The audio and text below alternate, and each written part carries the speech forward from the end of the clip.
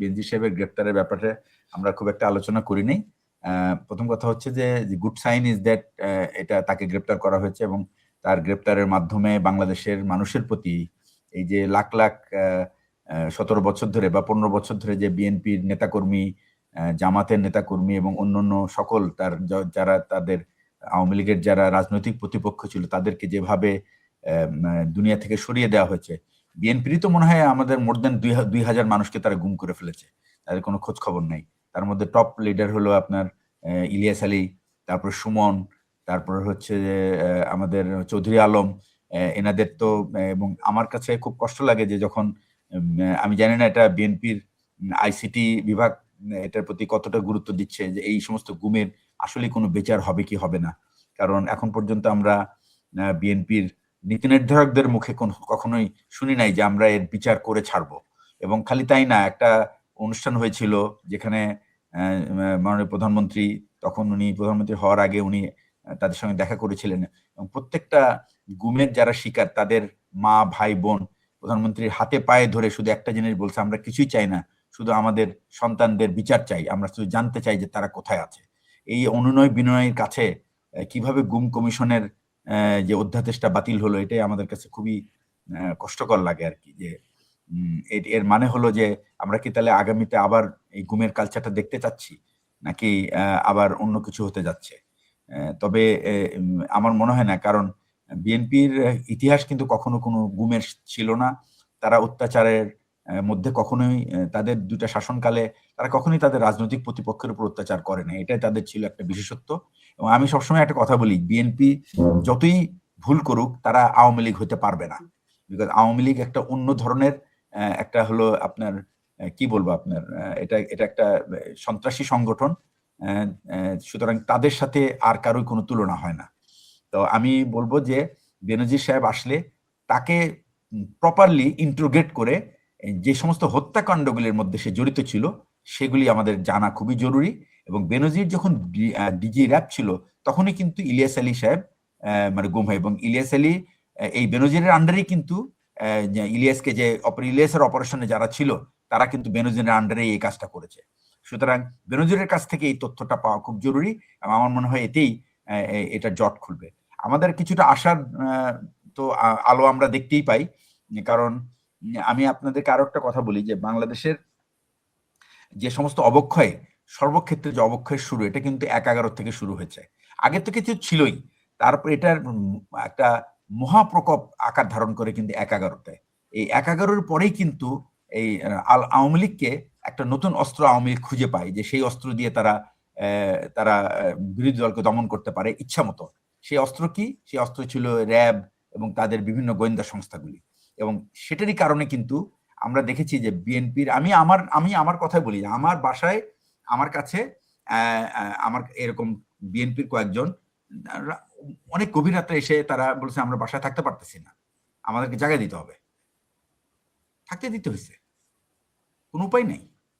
তো এই ছিল আসলে। এখন আপনারা অনেকেই বলেন আমরা আসলে বিএনপির ভুল করলে ওটা আমাদের খুব কষ্ট লাগে, বিএনপি ভুল করলে এটা খুব কষ্ট লাগে। এটাও ঠিক যে বিএনপির কিন্তু কোনো অল্টারনেটিভ নাই এই মুহূর্তে। জামাত ভুল করলে কষ্ট লাগে না। জামাত তো ভাই, জামাত তো আপনি একটা জিনিস বুঝে নেবেন, জামাত সরকারে নাই, সুতরাং সে বিরোধী দলের যে ভুল, এই ভুল আমাদের জীবনে প্রভাব রাখে না। আমাদের জীবনে প্রভাব রাখে যখন বিএনপি ভুল করে। আপনি একটা জিনিস বুঝেন না, এই জিনিসটা আপনাকে ইউপিএফ টু রিয়েলাইজ দ্যাট যে গভর্নমেন্টে থাকবে, জামাত যদি গভর্নমেন্টে থাকবে তাহলে তারও পাত্তন খুলে দিতাম আমরা। তো যে সরকারে থাকে তার প্রত্যেকটা পলিসি আমাদেরকে এফেক্ট করে, তার প্রত্যেকটা পলিসি আমাদেরকে এফেক্ট করে। জামাতের পলিসি আমাদেরকে এফেক্ট করে না। জামাতের নির্বুদ্ধিতা এবং জামাতের যদি অকর্মণ্য থাকে সেটা আমাদেরকে এফেক্ট করবে। আমরা এই যে পররাষ্ট্র নীতির ব্যাপারে এই যে রাষ্ট্রদূতের আশা এবং আগমন এবং কথাবার্তা শুধুমাত্র এক বিবৃতি দিয়ে এটা এই দায়িত্ব শেষ করা যায় না। তারা তো শুধু বিবৃতি দিয়ে বেঁচে গেল। আমার পয়েন্ট হচ্ছে যে সরকারি দল কি করলো, তাদের নেতাকর্মীরা কি করলো, তারা কি মেনে নিল? এটা কি বোঝাচ্ছে তারা? এটা তো আমাদেরকে আরো বেশি কষ্ট দেয়। বিরোধী দল তো এনার কি করবে? বিরোধী দল একটা করবে, আপনি সরকার দল বলবে যে আমাদেরকে কাজ করতে দিচ্ছে না, কিন্তু সরকার তো তার দায়িত্ব পালন করলে তো বিরোধী দল এই সুযোগটাই পাবে না। আন্দোলন করার। ভাই আপনার কাজ হলো take away the opportunity from opposition, তাদের কাছ থেকে আপনি ছিনে নেন যে তারা যেন আন্দোলন না করে, তাদের প্রয়োজনটা চাওয়ার আগে দিয়ে দেন।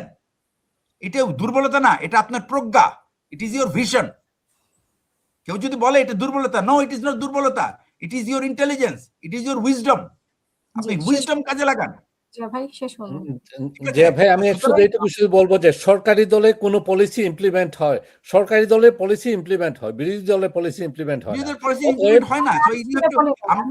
সরকারি দলের পলিসির উপর আমরা সরকারি বিরোধী দলের দলকে পলিসির উপর হাজার সমালোচনা করলেও কোনো লাভ নাই, বিকজ তারা না, বলে না, ভাই না, আমাদের আমি বলতেছি যে সরকারি দলকে যদি ডিস্টার্ব করে অকারণে, না ডিস্টার্ব না, এটা কারেকশন। অকারণে disturb করে। ভাই আমি যদি সরকারি দলের পলিসিতে আমি ইন্ডিভিজুয়াল যদি ডিস্টার্ব হয়ে থাকি, আমি যদি ডিস্টার্ব হই,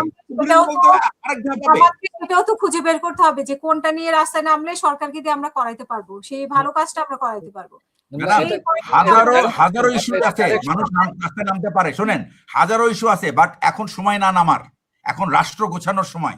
আপনারা শুধু আপনারাও রাষ্ট্র গোছানোর সময়। বলতেছেন, কিন্তু সরকারের তো গঠনমূলক সমালোচনা করতে হবে, গঠনমূলক আন্দোলন করতে হবে। গঠনমূলক সমালোচনা, এটা একটু ব্যাখ্যা, এটা একটু আমাদেরকে বুঝান, এটা একটু বুঝান, আমি বুঝি না আসলে গঠনমূলক সমালোচনাটা কি, এটা বুঝান, এটা আমাকে বুঝান একটু। না, এটা আমাকে বুঝান। আপনি যে গঠনমূলক যে বলেন, গঠনমূলক সমালোচনাটা কি এটা ভাই বুঝান। আমি কি আর গঠনমূলক বলবো? আমি তাকে অ্যাডভাইস দিতে পারি, আমি বলতে পারি ভাই আপনারা এটা ভুল করছেন, আপনারা এটা এই কাজটা করেন, এটা কি গঠন, এটা কিভাবে গঠনমূলকটা কি, এটা নিয়ে আরেকদিন আলোচনা করব, ঠিক আছে? মানে গঠনমূলক সমালোচনার ব্যাপারটা আর বুঝাইন না। আই আন্ডারস্ট্যান্ড হোয়াট ইজ গঠনমূলক সমালোচনা। এটাই যদি গঠনমূলক সমালোচনা না হয়, যে আপনাকে বলছি যে আপনি বিরোধী দলকে সুযোগ দিয়েন না আন্দোলন করার, এর থেকে গঠনমূলক আর কি চান আপনি? এখন মানে বিরোধী দল কোন ইস্যু না, সাধারণ নাগরিক, আমার হাতে কোনো ক্ষমতা নেই। হেজাব ইস্যু নিয়ে রাস্তায় নামার কি আছে?